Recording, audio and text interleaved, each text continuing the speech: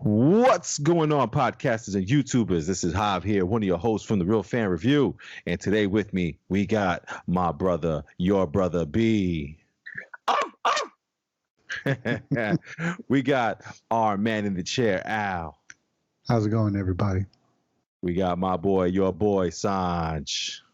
Good evening, everybody. As always, it's a pleasure to be with you.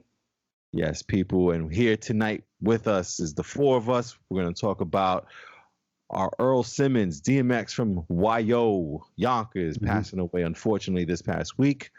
And we're going to get into that episode 4 of The Falcon and the Winter Soldier. Nuts! Wow.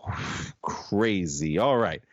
So, again, before we get into that episode 4 of The Falcon and Winter Soldier, you know, unfortunately, if you guys know, we're from New York. We're big fans of hip hop.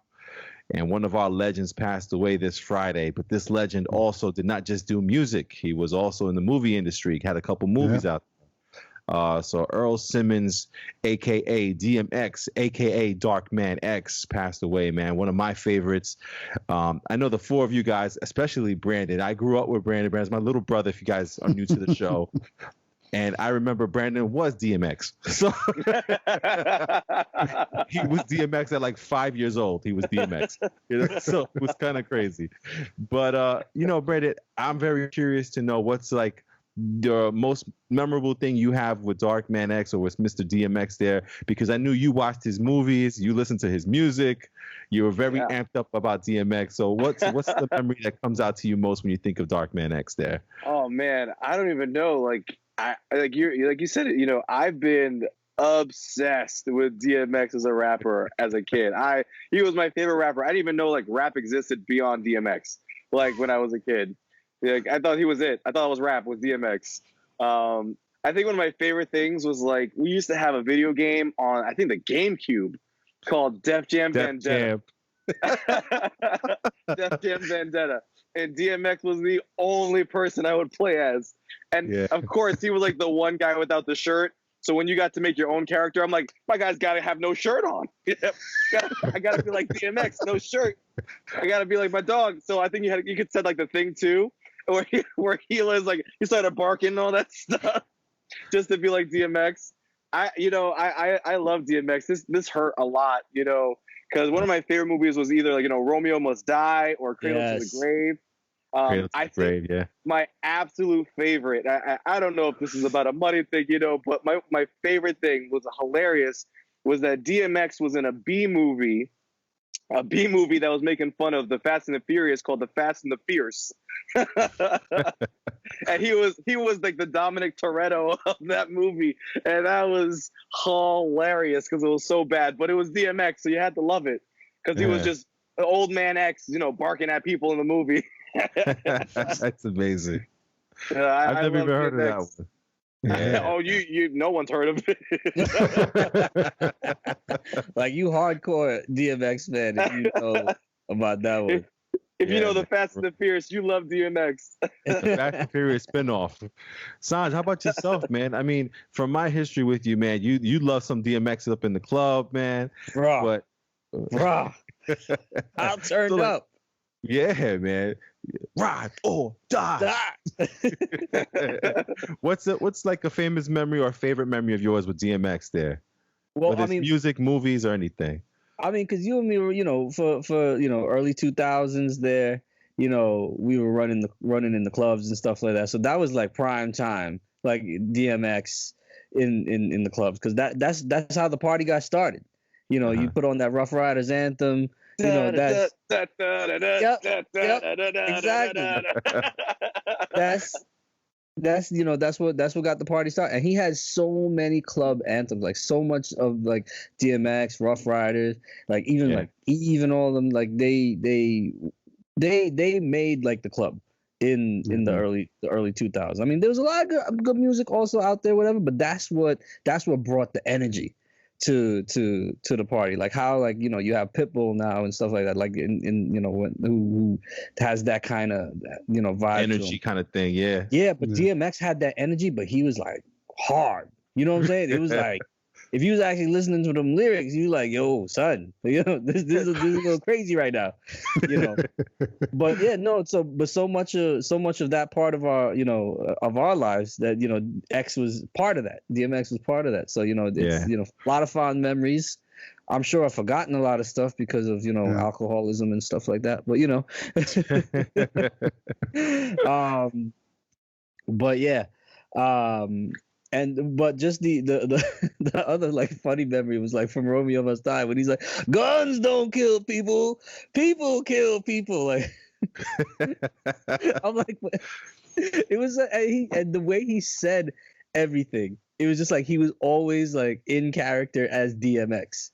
Yeah. You know, so that's why I thought, like, you know, over the last week when you saw a lot more footage of him just, you know, being, you know, regular, like in his regular life and just wilding out and being goofy and things like that. I thought that was really cool because so much of like when we would see him, he was in, you know, in the DMX character, and I feel like over the last week we got to see a little bit more of Earl Simmons' life and, you know, just him be a regular dude and everything. So that was really, you know, it's sad, you know, his passing, whatever, but it was still nice to see, you know, that side of him, you know, a little footage of that side of him too. Absolutely, man. Yeah, man. I think my memories of DMX go back to when I remember hearing about this guy that's in the underground that's coming up, and I was in my first year of college when he was coming up, and I was like, BMX, like the bike? They're like, nah, man. Dog Man X, and it wasn't even Dog Man. It was always barking. Dog Man X. Dude was always barking, so people thought it was Dog Man X, and it's really Dark Man X. And I remember thinking like, oh, he's probably not gonna blow up. He's too crazy. And I remember that it was my first time going to the Puerto Rican Day Parade that they hold in Manhattan. And it was the first time I was there, and I remember just keep hearing you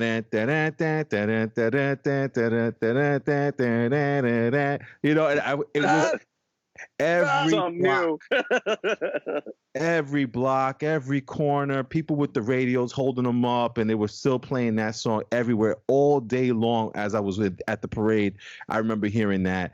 But one of my favorite memories of like DMX and his stuff and his movies and his music is his character Tommy Buns from Belly. Belly was one of the first movies I remember seeing with like hip hop stars actually running the movie and playing the scene, and nothing will ever top, you know, Tommy Buns, you know, DMX's character, and Nas walking through the tunnel with the black light with their eyes glowing. And oh man, that scene is just incredible how they walk through the whole scene. Hopefully Al can find that footage and put it on there. But that scene is just incredible. And I remember because I used to go to the tunnel, I would try to walk through there like that too with my chain. The tunnel, it wasn't the same. Nah, man, you didn't try, bro. You owned it. You went through there and you rocked it, son. I wish, brother, like that. But it was just crazy, man, to hear about Dark Man X, DMX here going through all the stuff he's going through. But if you guys know his history and, you know, the fight that he's had, it was almost like it was kind of meant to be this way unless he got help. And unfortunately, he did try to get help, but at the times he was just like, this is me. You know, he was very real with it as he is in his music.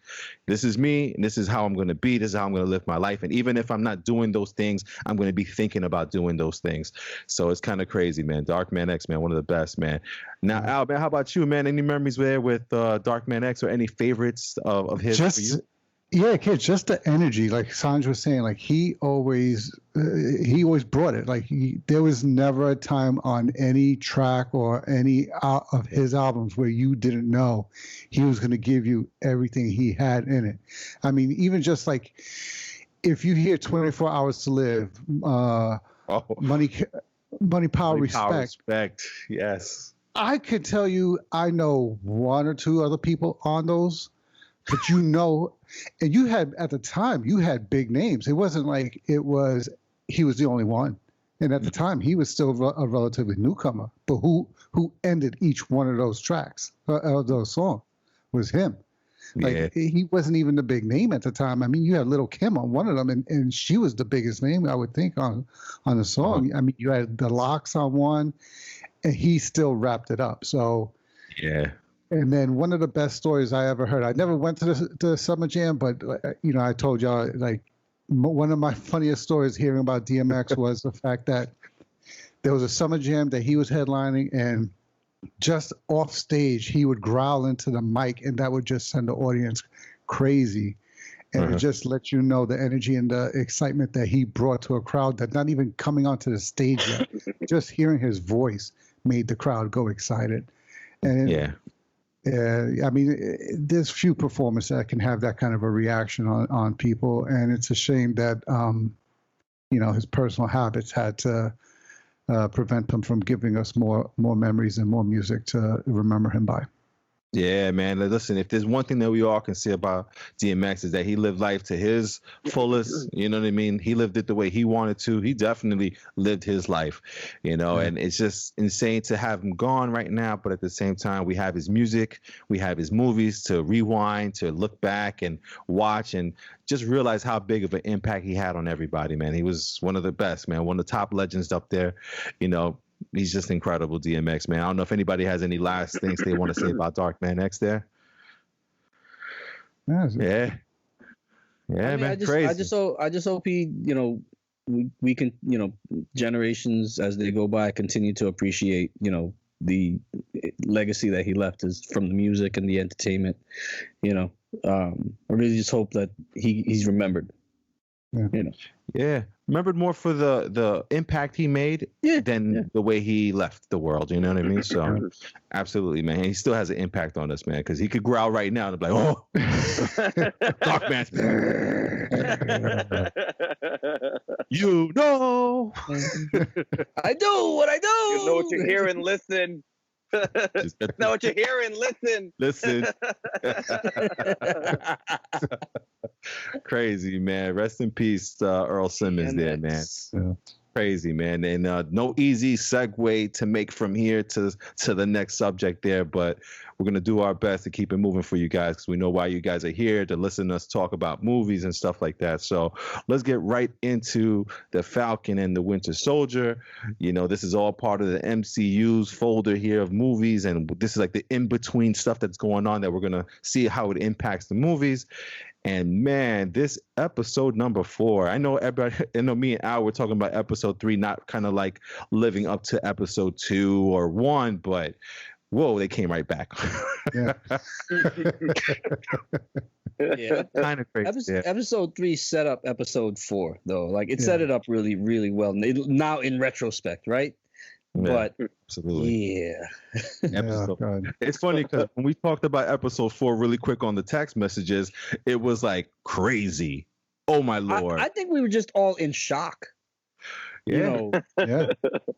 Absolutely, man. So listen, let's get right into this, man. We're going to let you guys know ahead of time. We are going into spoilers. If you have not seen episode 4, please put us on pause. Go to Disney Plus and watch episode 4. It is insane. It's called The World Is Watching, and we figured out why the world was watching at the end. So let's get right into it, man. I mean, Sanj, episode 4 begins with the background of 6 years ago with Bucky being in Wakanda. Dude, tell me about that acting you saw there from our man Bucky there. I mean, that is some of the most, I think, one of the most powerful scenes right at the beginning there when they're talking him through his code words. When they're talking him through his code words to say that now he doesn't have the Winter Soldier in him anymore, but just the amount of emotion that came out of him. That's one of the greatest scenes so far in the entire MCU. I mean, that's up there with On the Left, like that level of intensity, So he was shaking, crying. Yeah, he like Sebastian Stan, like he's really showing off some acting chops in this series. Now, Al, would you have tried to see if that worked by yourself? Well, I don't know about by myself, but if you notice, she had him without the arm, so he only had one arm. I mean, he's still a super soldier. And the scene, if you notice, they were way out of the main part of Wakanda. So, right. So she isolated him to make sure. And as we saw in that episode, she can pretty much handle herself. Yes, sir. Even against him with his two arms, she was handling herself. So yeah. Yo, she put in the cheat code, son. She for real put in the cheat code. She did up, down, left, right, yo. You know what? I really wish. I'm glad you said that, Al. I really wish that that's actually what they did. I like it. Like, they should have just had it go. Brandon, how about yourself, man? What do you think of that, man? I haven't seen Bucky look like that and react like that. I mean, it looked like he was actually converting to the Winter Soldier in front of us, and then it kind of just passed. You know, it was interesting because, and I got to give it to Sebastian Stan for that, was when she started going over the words, you know, his look of like, wait, you're doing this right now? Like, what? Yeah. And then he was like, you know, as she started going, he was like, it's not going to work. It's not going to work. So he was so hesitant and he was so like fearful. And he conveyed that so well. Like, I believe that he was really scared, you know? So for that hit of relief for him, for when she finished and nothing happened, you know, like I was like, dang, that's some good acting. Yeah, for real. He sold me on that scene.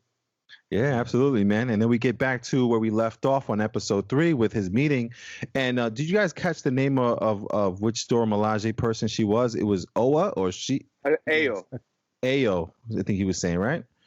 So, I mean, we get back to Ayo telling, you know, how could you let him go? You know what he did to, you know, to our leader or king from before. He assassinated him. And she's like, you got 8 hours. So that was it. And I thought he was going to actually like keep that to himself. He walked in and he's like, yeah, they're probably outside right now.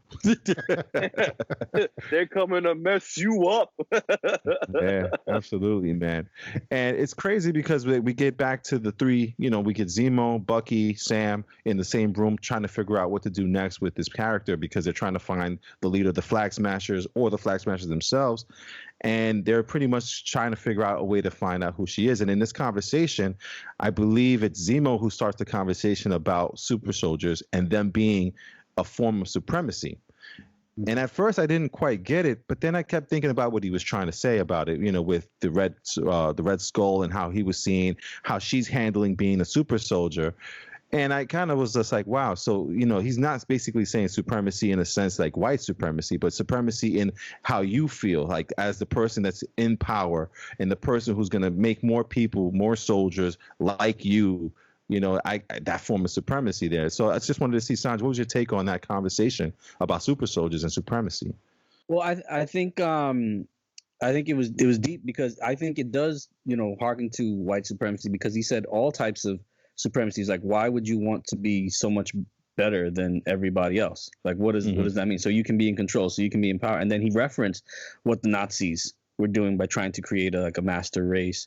And, Nazis, Ultron. Right, Nazis, He Ultron. looked Avengers in there. Right, like the Avengers, like even the Avengers, like he doesn't look at it in terms of good and evil. You know, he just looks at it in terms of this should not exist because it puts everyone at risk. You know, so it was really deep to have that point of view there, especially.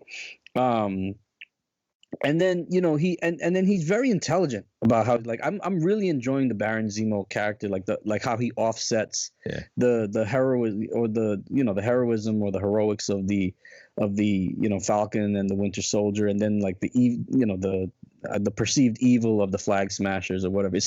It blurs that line between good and evil because Zemo, like, you can kind of get on board with what he's saying, but at the same time he's supposed to be a villain, right? But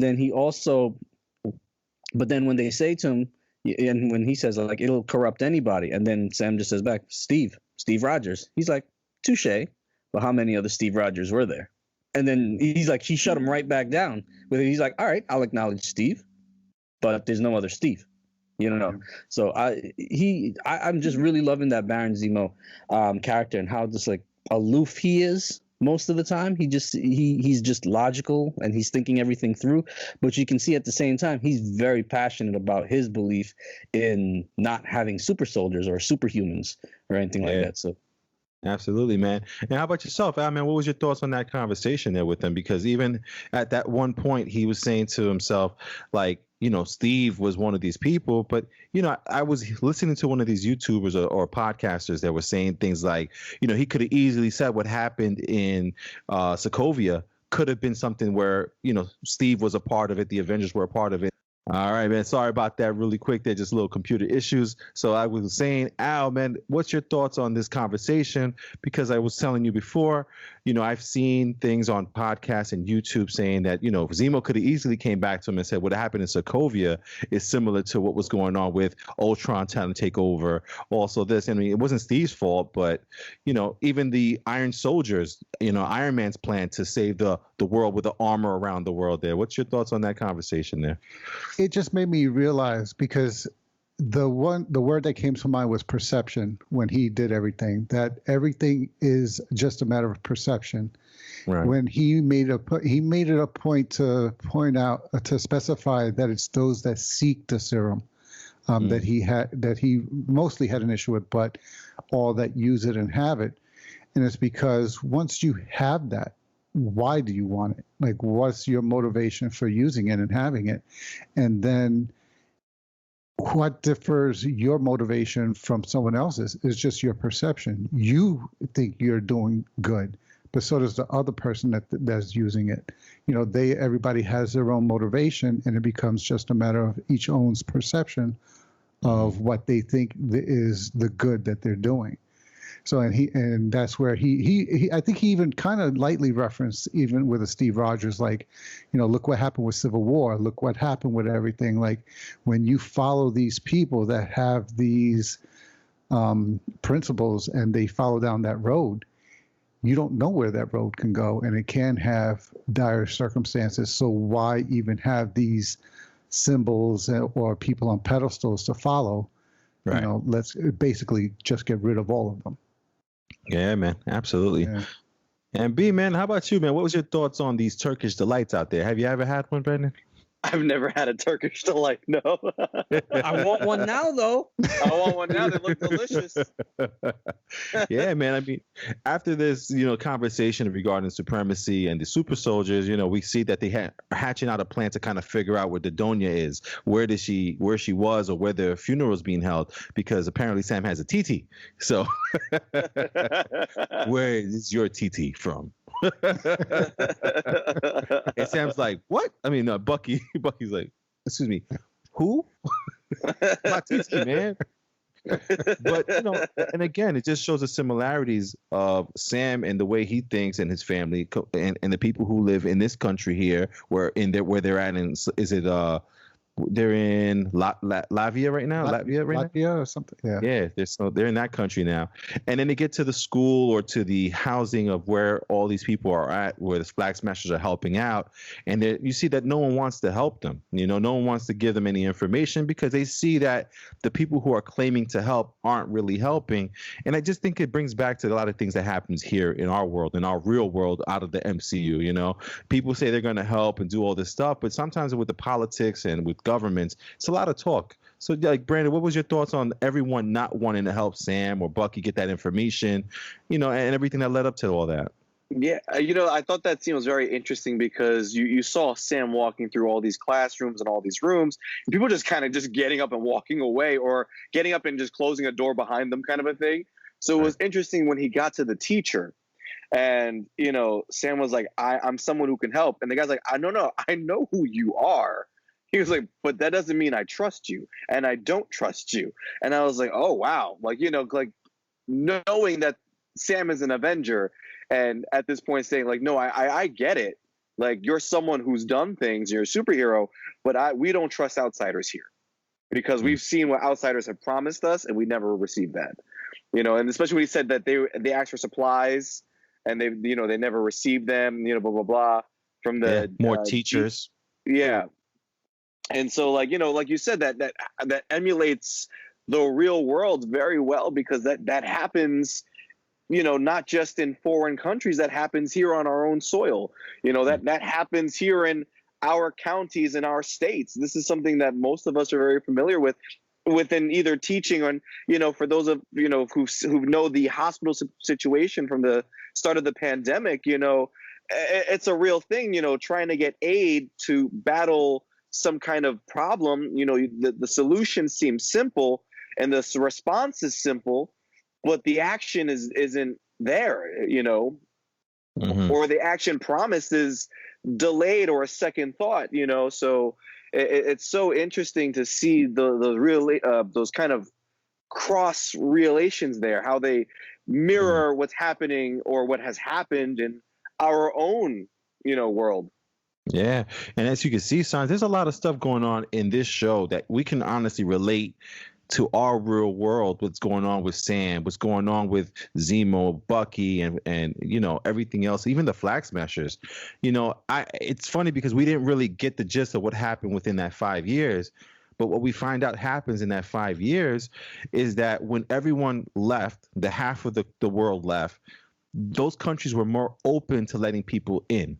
And they were letting outsiders come in to help rebuild or help take on jobs that were now having people out there. So there was jobs for everyone. There was housing for everyone. There was food for everyone. And everything was working out. And then all of a sudden, everybody comes back and things go back to the way they were. You get out. We have too many people now. It's too close to home, man. Absolutely. You can see why it would be so easy to really fall under the spell of someone like Carly Morgenthau, right? We've had plenty of, people like that throughout history that, even most recently, like Fidel Castro, like, you take people that are, marginalized and you give them hope, and you cut through the red tape, and where the governments are, caught up in their bureaucracy, and she's just like, no, I'm just going to show up with medicine and food. Right. Mm-hmm. So it makes it easy to support people like that and follow people like that. But yeah, they were living in a world for 5 years where there's a world without borders, because everyone just realized that the only way they were going to make it is if we come together as one human race and support each other. And then, like you said, everybody comes back and we go right back. All the work that was done in 5 years to become that kind of society just went right out the window. And everybody was like, yeah, you're right. Get back out. So you can see how that tension would be there, that frustration. Now you're, as a person who, like, okay, so for 5 years you've been living life this one way and establishing a new life for yourself, and then all of a sudden it's ripped away from you. So now you're back to that again. Yeah. It's a tough situation to be in, man. And you can kind of understand where the Flag Smashers are coming from. And you can also see why they're being supported by many people, maybe that are displaced also because of the people coming back. Yeah, and now they're the only ones fighting for them. Yeah. Right? Absolutely. Otherwise, man. They don't have a voice. They're just sitting there waiting for help that's not showing up. Yeah, absolutely, man. And then we get from here, Zemo finds a way to get the information with his Turkish delights. He gets the kids to help him out there, and they find a way into Donya's funeral and, what's going on. And they link up back with our fake Captain America and our Battlestar, Mr. Hopkins there. And, they talk about the plan, what they're going to do. And they get, if I'm correct, this is the next scene. This is not before they fought the Dora Milaje, correct? The Dora Milaje was after this. So right it was after. even more. Yeah. So, these guys are linking back up with Battlestar and fake Cap here. And, they're trying to figure out the plan of what to do. And of course, Zemo leads them to the right place. He knows where to put them. And you see Captain America just being a little extra, and it's just, you're starting to think like something's wrong here, man. This guy's just, angry. Zemo's helping them out. And yet the minute that they come up with a plan, he handcuffs Zemo, puts him up against the wall there. And it's just like, all right, like I kind of get that, and then Bucky's, trying to tell them, listen, I kind of know what this girl's coming from. I know what their plan is. Let me go talk to them. No, it was Sam. Sam was saying that. Yeah. Sam was like, let me just talk to them. And then, I think Cap was kind of like, no, can't do that. This is stupid. And it took Hopkins, Battlestar, to kind of talk him into like relaxing, just chill, dude. I think this might work out. If we can prevent a big battle or loss of life, let's do it. And then Al, we get this scene where, you see, was it Kylie Morgenthau? Carly, yeah. Yeah, Carly Morgenthau there was, doing everything there for the funeral, and she sees Sam.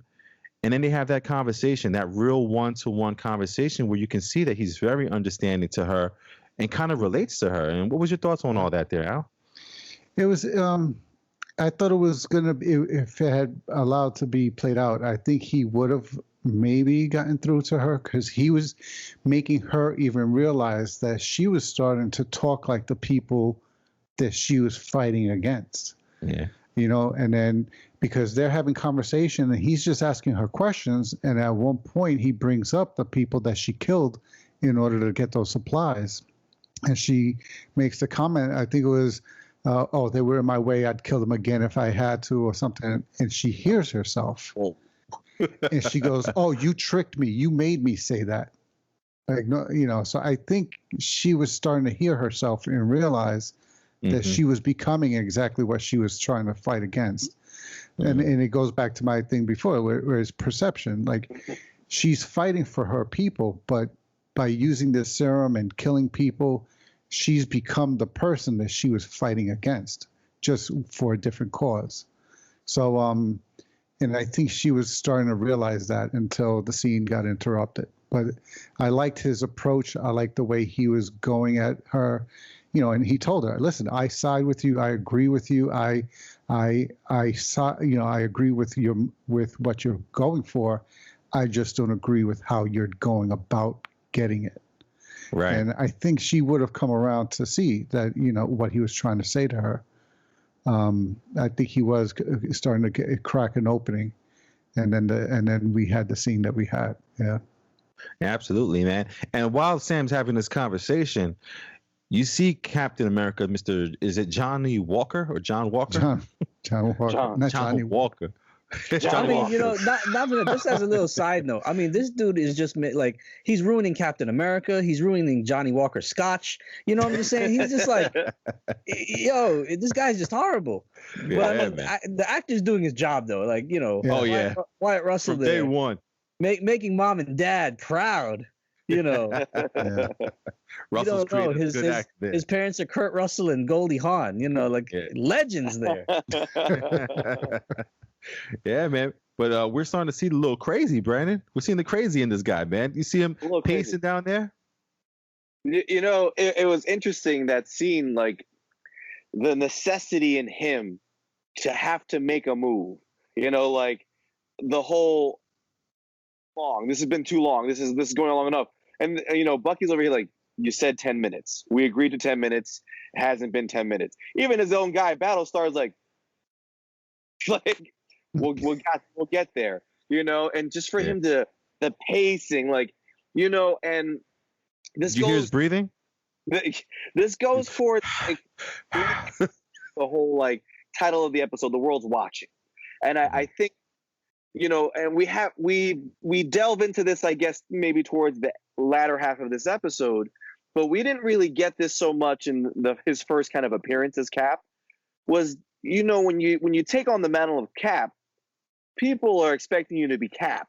And, and I think this also works to his psyche, is he has to be Cap, or he has to be as good, if not better, than our past Cap.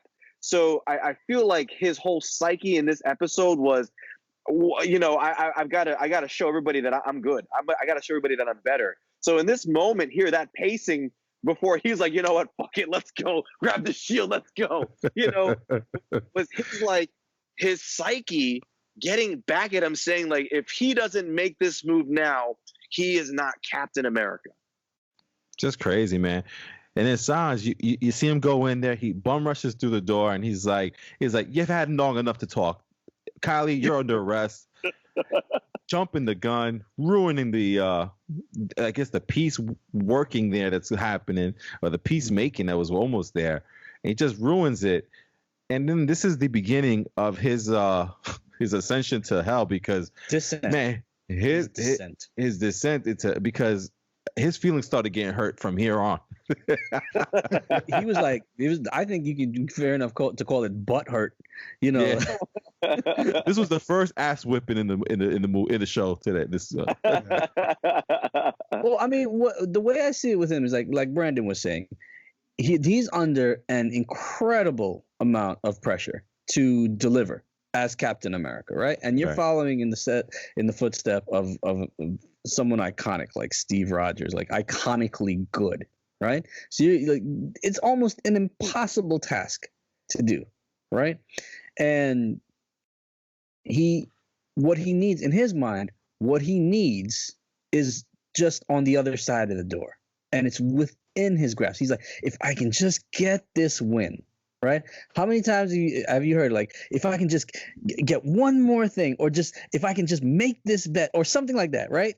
Everything will be okay. And then you gamble the wrong way and you lose everything because you didn't have the patience, right? But that's what it is. The anxiety builds up, everything. So he's under an incredible amount of pressure. They may have vetted him from a physical standpoint to be Captain America, right? Without the super soldier serum. Like he's like as good as it can get, as a human being can get, right? Without having a super soldier serum. And even earlier in the episode when he was talking to his boy, right?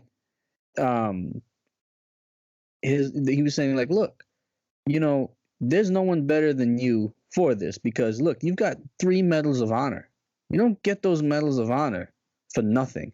And then he comes back himself. He's struggling with a lot of demons himself. He comes back and says, we both know that there's nothing honorable about some of the things we did for those medals, you know, or something to that effect. Yeah. You know, so he freely acknowledges that he's had to do things that he regrets or is not proud of to do, you know, for the greater good. Right. So you get an idea of that. That's the mindset of the person he is. He wants to do good, but he's also willing to do things that are not so good in order to get the win. Do the good. Right. And that right there is the fundamental difference between him and Steve Rogers. Yeah, man. Shows you, man. You can't just pick up that shield and put the helmet on. Just pick up the shield. You know, so he gets a little ass whipping in here. You know, Kylie gets away, and we get this whole thing where she's running through these mazes of I guess hallways of this house or this building, this structure, whatever it is. It's huge, and she's all over the place, and they're chasing after her. And we get a scene where she disappears between Sam and Bucky somewhere. But who gets out of those handcuffs? Oh, man, Zemo gets out of his handcuffs.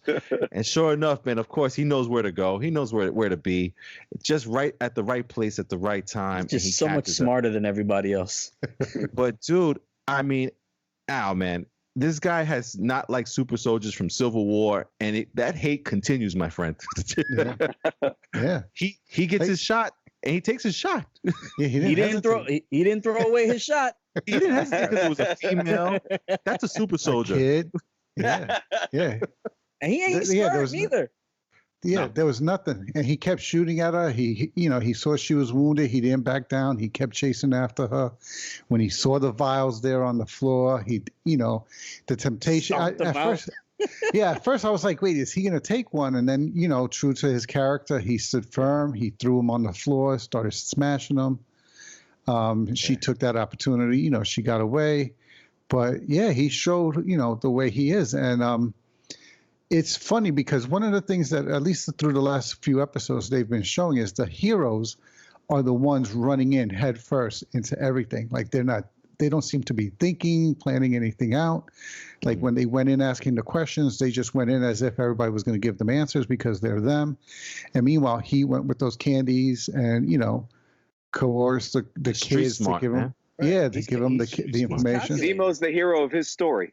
When the girl took them to that funeral, he gave her money for her family. So he knows he was working the pressure point that he needed to work in order to get it, and he's been doing that from the beginning, and he did it there. Like he probably knew he could get out with those cuffs. That's why he had no problem being cuffed. He was like, all right, let me let you drop your guard by thinking you have me under control.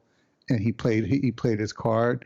And that's why he was able to slip there while everybody else was running around, not knowing what was going on. Yeah, man. So Zemo's a genius, man. Yeah, he's smart. I mean, the actor's doing a great job, and the way they're playing this character out is really impressed me as well. I just felt bad. He got that dunce in the head from the shield. Right? You heard that, right? Not for nothing. Not to throw it in there, whatever, but I'm going to do it. Zemo reminds me a lot of Bruce Wayne. The way, you know, That's a bad one. Yeah. He's smooth, man. yeah, you know, he knows how to wheel and deal. He doesn't have superpowers. He's super rich. You know, It's crazy. Yeah, man. And then, like, Brandon just said, or Al just said there, he gets the dunk to the head there. And sure enough, Cap finds the one vial. The one vial that's there. The one plot device that was there. I mean, we Dude, knew. You just knew that was the storyline. Like, there's only so original they can be, right? Dude, but let me tell you something. For real, I didn't think he was going to get the super soldier serum. I thought that, it was going to be gone, or there was going to be a couple missing that she didn't put with the bag or something. But dude, when they saw that one there and he looked at it, I was like, oh no. Oh no. I mean, if they wanted to write that scene realistically, you know what I'm saying? And like in real life, if this were to happen, all the stuff would have been smashed on the floor. No vials would have been left, but all the stuff would have still been on the floor, like all the serum. And you could have just seen him like sweep away the glass, like look around, make sure nobody's looking, go down to them. I'm gonna be so strong. I'm going to be Like, strong. if they wanted to write like how this would really go down in real life, but real life is not that glamorous. You know what I'm saying? It has to be the one vial that's left that rolled under the other part. You know.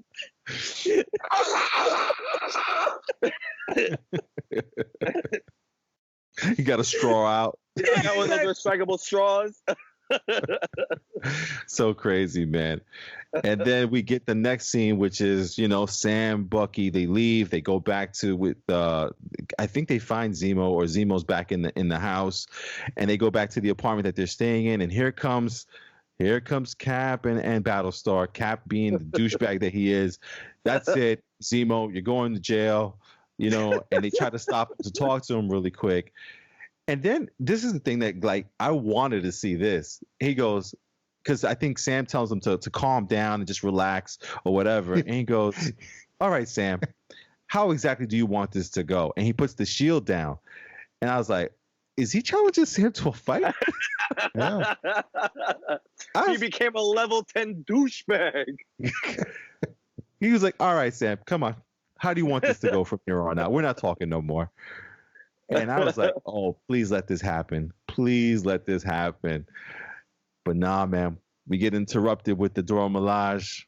Time's up for Zemo. Mm-hmm. Dude, the ass kicking we saw here, dude.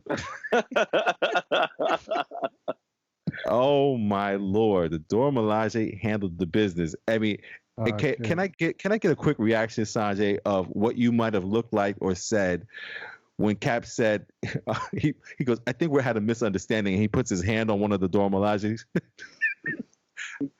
I think collectively we all were like, oh God. No, he did it, and he did it, and I'm watching him like, oh, I did this. Like, I literally said, ooh, no. Like, don't put your hand on a black woman, man. Like, don't do it. Like, she didn't even turn her head. She just glanced with her eyes to, like, you just touched me? It's just like the level of condescension, that, like, the audacity of him. Yeah. You know? He's something else. You could tell he was already looking down at them, because instead of saying spears or whatever, he said pointy sticks. So you could already tell, like, he's shown us that already. Like when he tried to recruit Bucky and Sam, he's like, oh, if I'm gonna be like, the best Cap I can be, I need Cap's wingman. And that's when you remember, like, and like he almost had Sam too. Like he almost had him, and he's like, see, it's always that last line. He just doesn't know how to get out of his own way. Like he could be good, right? But he just fucks it up all the time. Yeah, man. Al, what was your thoughts on that fight? Because I think Sam was like, I know Bucky was just like, hey, how you doing in there? Good hitting. And Sam's like, come on, Bucky, you got to do something, man. You got to do something. He's just like, yeah. Just watching this real quick. Let's get a few more hits in, yeah. But now that whole scene was ridiculous, man. Because once they tried how badass they were, dude. Kid, what was it, like only two of them too, right? I don't think there was very many. It was only two of them, yeah. That's it. It was like two at the door and one on the side. Oh, okay. Yeah, And they were throwing I, the spears to but each then other I gotta to rewatch that help. scene because I only counted 2 also. Yeah. Yeah. Got 3.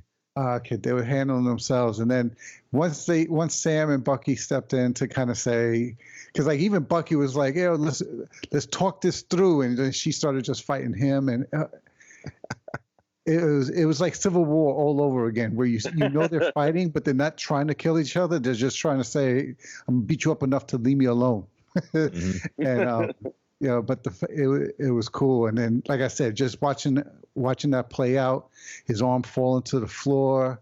Yeah. It's like he looked at her like, the fuck. But then like how she like stopped her onslaught as soon as she like took his arm off. You know, Yeah. She knew he was done. That's it. You're out. You're out. But I felt sorry for Cap. I mean, the only time I felt sorry for him was at the end of that scene because he got handled.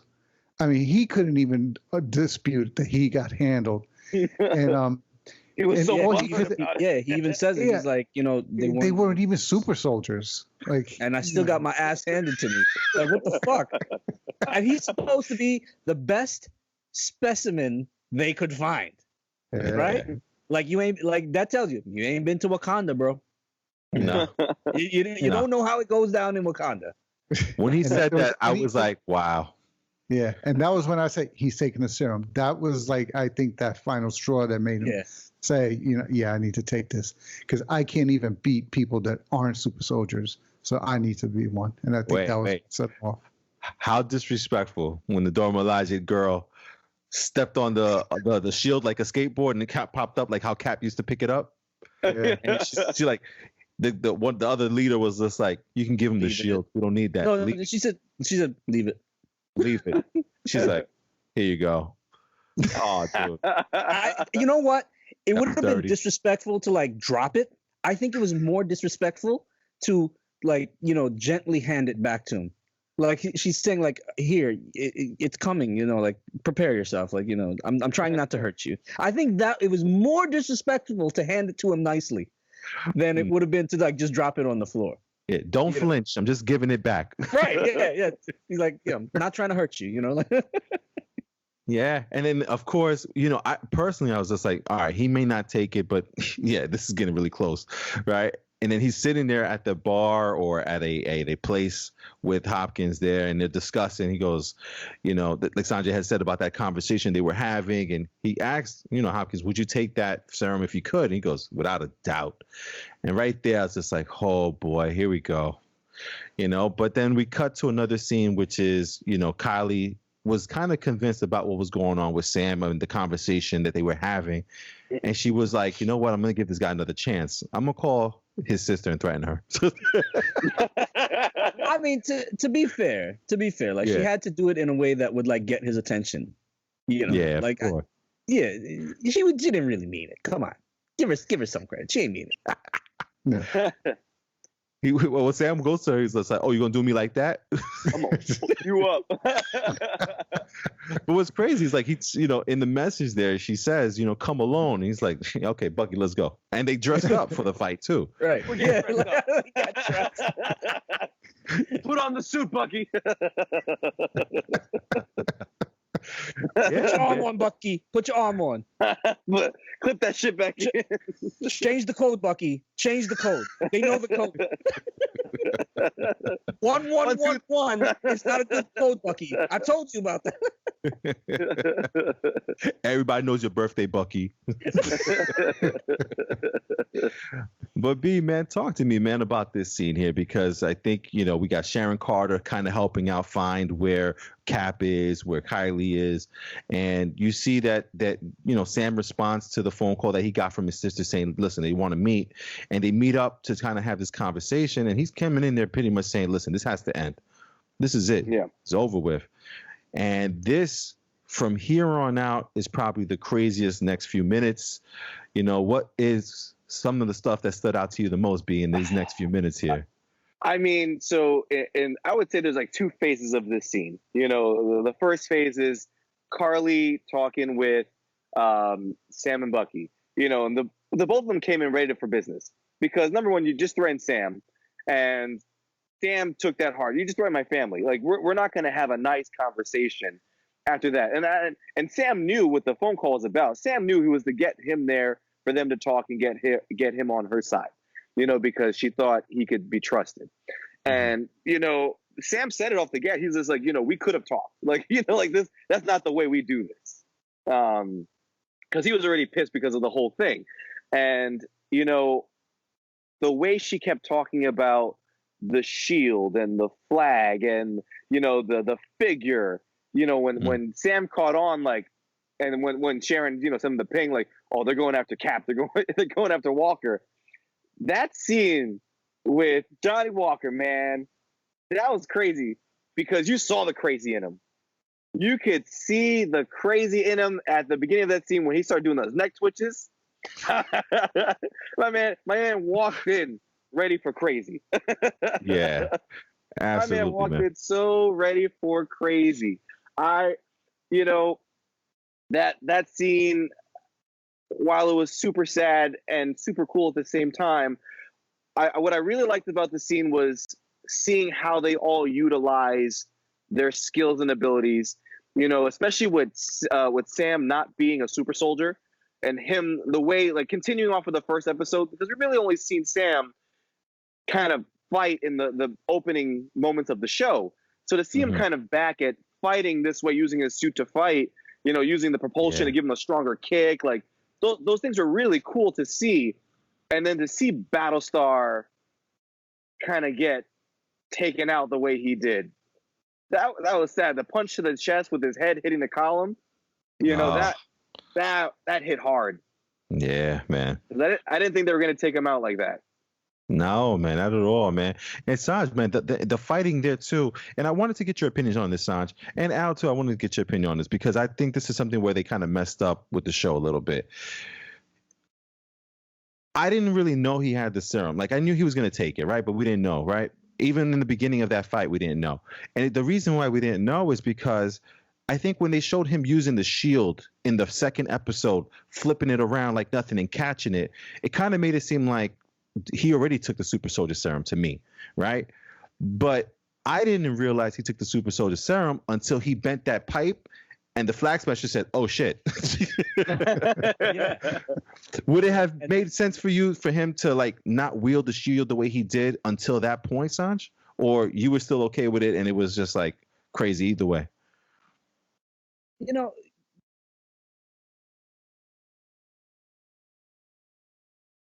Sanj? Oh, yeah, there we go. Yeah, no. If he's gonna be Captain America, one of the trademarks of Captain America is the shield. So if he comes out and he can't wield the shield, if he can't do something with the shield, it's not going to be a good look. So he's had to have spent some time practicing throwing the shield, using it as a weapon, using it as a defensive, using it to his advantage, right? He had to be able to use it to his advantage, because why else would you have a vibranium frisbee, right? If not to use it to your advantage. So I'm okay with him being able to use the shield. And how about you, Al, man? What's your thoughts on that? I kind of was picking up that he had taken the serum when he first threw the shield and it got stuck in the cement. And then when he was looking for them, like, you heard him, like, kind of pause and, like, really listen. So I was like, okay, he's doing stuff that kind of seemed enhanced. And then when he jumped through the door, he jumped through the door and, like, shattered the door. So I thought those were, like, subtle ways that they were trying to imply that he had taken the serum because he was a little extra. So I was like, all right, I think he took it. And then sure enough, they showed it. But he was extra to begin with. So you're also like, but when he threw the shield, it went halfway into that wall. And, like, see, I wasn't sure that I agree with you, but I wasn't sure that the wall was concrete and not just, like, actual, like, plaster and wood. Yeah. That was what made me. Yeah, that was what made me kind of think he took it. He definitely took this. Yeah. Oh my God. Yeah. And listen, man, how Brandon kind of said it there, they meet up at the top of this building where they're all fighting, and the plan again was to kind of get at Cap. And when you see Battlestar get out of his, I think they had captured him for a second. He got out of the wrist restraints, and he went, and it looks like Kylie was going to go stab Captain America, and he comes in at the last minute. Battlestar takes away from her, and she gives him a punch, boy, right into that wood column. Now I gotta say the acting on him dying was a little cheesy, because he's just like. Like, dude, just drop it, dude. Just drop it. That's it, man. You only get to die once in the MCU. You gotta. That's it. Make it count. Make it count. But when he was checking the pulse, MCU, you're not expecting to see anything crazy. So I'm assuming he just got hurt really bad. But you saw he was checking for a pulse, and the guy wasn't responding. I was just like, did they just kill this guy? It's kind of crazy. And you see Sam, you see Bucky, and then they're like, oh shit. And dude, like Brandon was saying, that twitch he was doing throughout the episode, man. Dude, everybody runs out. Bucky runs after Kylie. Sam goes after Kylie. And then the two other guys run out the building, because everybody's like, oh shit, we just fucked up. Dude, I gotta give Fake Cap a round of applause on the superhero landing. When he landed on top of that bus, totally nailed it. Shield first, the look, everything. Sanj, talk to me about what the world watched when. Well, what the world watched there. Oh my God! So and it kind of a couple of things in that scene there, right? So Carly Morgenthau doesn't have fight training, and it's evident, because with the scene with her and Falcon, you can see he's able to evade her, right? Because he has fight training. He's not a super soldier, and as much as she's trying, she just understands the brute force of what she can do now. Like she has more strength, and she's still learning what she can do, right? So I don't think she meant to kill oh my God, I keep blanking on Battlestar Hopkins. Right, I don't think she meant to kill him, but she just doesn't understand her own strength at this point, and she doesn't understand how to fight. And the other thing I got out of that whole scene when the new Cap goes and just takes the dude out, is like I never realized just how powerful Steve Rogers was, and you now get an understanding of just how much he was holding back anytime he fought anybody, because he could have literally ended anybody at any time. And it kind of took me back to the scene where him and Bucky were beating up Tony Stark. Mm-hmm. Like he was basically love tapping Tony Stark, and because he could have ended Tony with one hit. Yeah, and now I understand that could have happened at any time. But it was just so jarring to see someone in a Captain America uniform. We know it's not Steve Rogers, but to see him just completely go unhinged and snap, and just because he was doing it against another super soldier, so that wasn't like an ordinary human. He did it to another super soldier, so someone who had taken the serum. So and just the way he did it, and then the whole and now everybody's watching and everybody's videotaping. And then you get that scene of like the blood on the bottom of the shield, like the symbolism there, and like just how that whole scene was framed was incredible. And then they just leave you there. You're like, oh shit! Like everything just changed. Like it's like everything that we know. And even Sam and Bucky are there like that too. Everybody stood back. Everything's gone out the window. Yeah, like everything's changed now. Yeah, man. I mean, Al, you get the imagery there of Civil War, like Sanjay was saying, where that same stance and same form of like bringing down that shield, he put it into the middle of the chest to shut off the power of Iron Man, not to kill Iron Man. And then that same tactics, same style of fighting and everything. This guy, they don't show it, but you can assume that he's either decapitating him or putting this thing through this guy's chest or neck. You know what I mean? And it's just kind of crazy. It's just brute. This guy broke, man. Yeah, I have to remind myself that this was on Disney Plus because for real. He did 3 times. I mean, that was, if it was a movie, that would have qualified it for an R rating. Yeah, kid. I mean, but to the point of what they were saying in the beginning, when they were first talking about the serum, is it makes you more of what you already are. So he was already someone that has shown he's willing to kill just as long as it achieves his end. So it just, and then now, even more so, he feels the need for revenge. He wasn't going to hesitate, and he didn't care what was around. And I don't think he even thought that he did anything wrong, because if you notice, when he got up, he slowly adjusted the shield back on his arm. So it wasn't like he looked around or felt like, oh my God, or oh shit. Yeah. No. There was nothing. There was no remorse on his face. He just looked around at what everybody was doing, slowly put the shield back on, and was like, what? Right. It's like, it was more like his look said more like, I just put you all on notice about who I am. And everybody else is like, oh fuck. Yeah. I'm Brandon, you see all these people looking. Yeah. All these people looking. Everybody's just looking at what's happening, recording what's happening. I mean, what did you think when you saw that shield with the blood on that spin? That we don't have a Captain America, we have a new Winter Soldier. Oh. Hot take. You got Sanj there. Yeah, it's kind of crazy, man. And then, Sanj, you were about to say something before. I didn't mean to cut you off there, brother. What were you saying? No. It's quite all right. It shows like earlier in the episode, before he had taken the super soldier serum, when he was coming into the warehouse or whatever, you see him behind the shield with his gun already drawn. Right. And that's like his mindset. That's his approach. The only time we ever saw Steve Rogers do that was back way in the beginning, in like Captain America, the First Avenger, when he had first become, Captain America and gotten the serum. But he was a soldier. He was trained that way. And they were in combat. They were in actual combat. This isn't, they weren't under a covert action, but like you just kind of get an idea of where his mindset was. And you never, like after that, you never saw Steve like roll in with a gun. I don't think he even carried a gun or anything like that. He just relied on not after all that. No. He relied on his own abilities and what he could do with the shield to stop something happening, as opposed to offensively take somebody out. So it just there's so much subtlety and things going on in how they portray this new Captain America. That really highlights the differences between him and Steve. Yeah, man.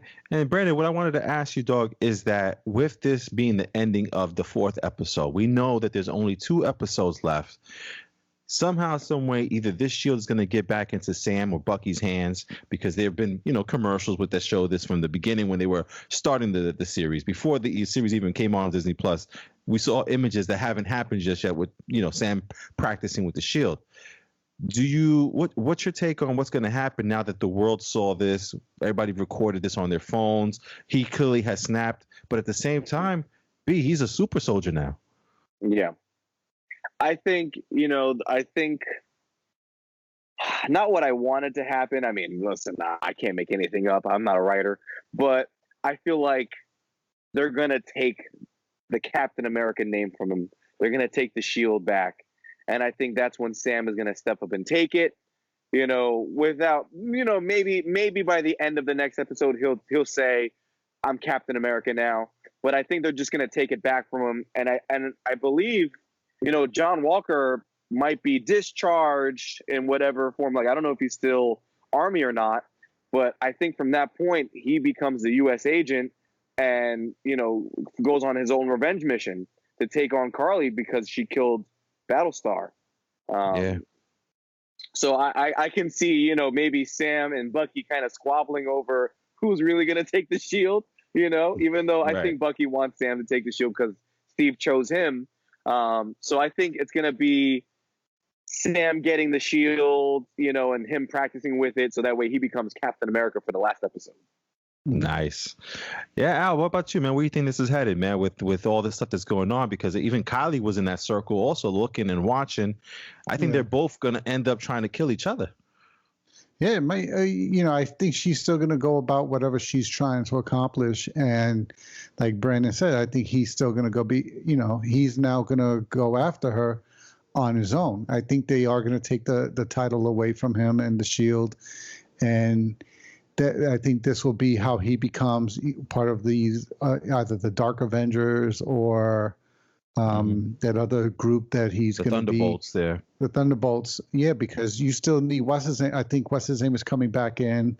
There's supposed to be a major cameo in the next episode, and it's just going to be about Sam taking over the mantle and partnering with Bucky, at least for the time being, for now. So these last two episodes are going to be interesting. I mean, I'm hoping we still find out who the power broker is, because remember, she still has to deal with him as well, because he's still after her for having stolen the serum from him.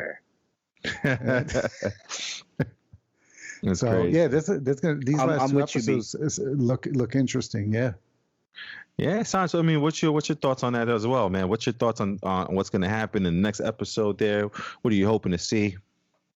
Well, what I'm hoping to see is a resolution of what they do with John Walker. Now, and I agree, they're going to strip him, at the very least, strip him of the Captain America mantle, and then we'll see who it goes to, or who takes it up, or how they even go about doing that now that he's a super soldier, and what happens from there. And then does it switch from them going at everyone after Carly Morgenthau, or does it become now that John Walker becomes the fugitive that everybody's after? Are they going to twist it that way? And how? And I want to see what they're doing to move the story forward. Like how does this fit in now to everything? Like how does this move everything forward? Yeah. Like where it's crazy, do we go, man. Like where do we go next, and how does this segue into Loki or whatever? Yeah. Yeah, absolutely, man. It's going to be crazy this next episode. Again, I do think there's going to be some kind of like action because of what he just did at the end of episode 4 there, with killing one of the Flag Smashers in public under the Captain America imagery there of the shield, the logo, the uniform. I don't think the country's going to stand for that. So I wonder if he turns into U.S. agent or what.